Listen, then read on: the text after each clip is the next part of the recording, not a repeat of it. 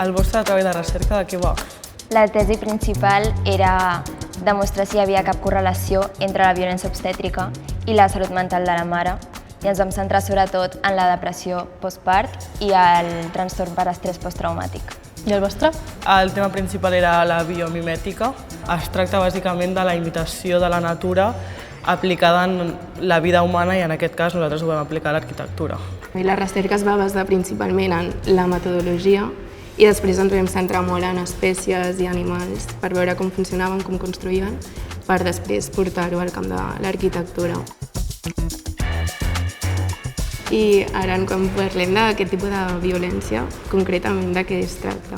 Es tracta de la violència que pot patir la mare o la dona que està de part en el moment del part i sobretot per part del personal mèdic, ja sigui verbal, física, és un espectre molt gran de violència. Moltes de les mares que vam entrevistar ens van compartir un sentiment de culpa, confusió després del part i com una certa, no pau, però com satisfacció quan es van adonar que tenia un nom i que era violència obstètrica. I vosaltres, què tal us veu compaginar? El nostre va ser una mica tema de sort, perquè és això, és que no ens coneixíem de res i ningú n'havia escoltat a parlar de l'altre que ens coincidir i sort que va anar tot bé, ens compaginem superbé, tenim el cap com a la mateixa direcció, a més a ella li agrada molt l'arquitectura, a mi m'agrada més el tema biològic, llavors també ens vam compenetrar molt bé.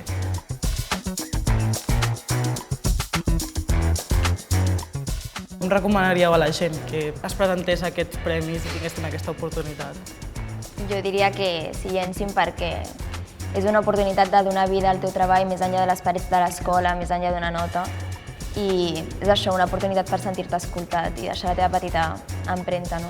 Tot aquest esforç, aquestes ganes, realment he fet alguna cosa superinteressant que no només m'agrada a mi, sinó que hi ha gent que reconeix l'esforç que he fet o reconeix el tema que he triat i el tema que m'agrada.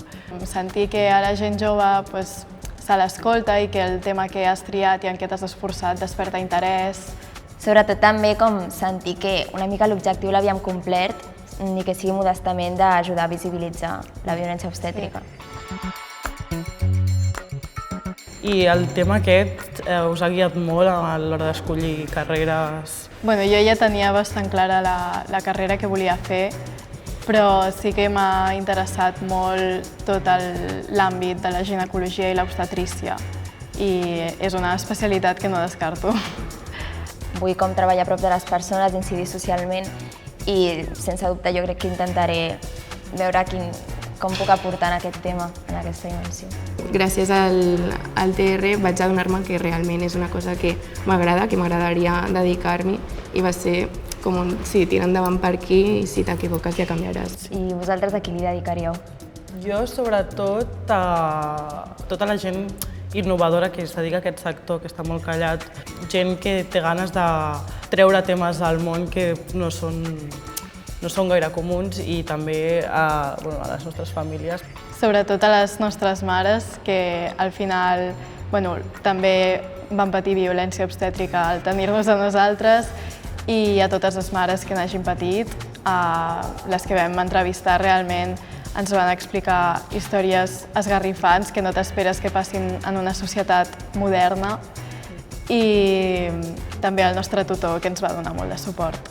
Sí, a totes les mares i les seves parelles i les famílies que s'hagin sentit invisibilitzades o sense veu, que sàpiguen que les escoltem i que això que han patit té un nom i estem superagraïdes que hagin volgut obrir-se amb nosaltres.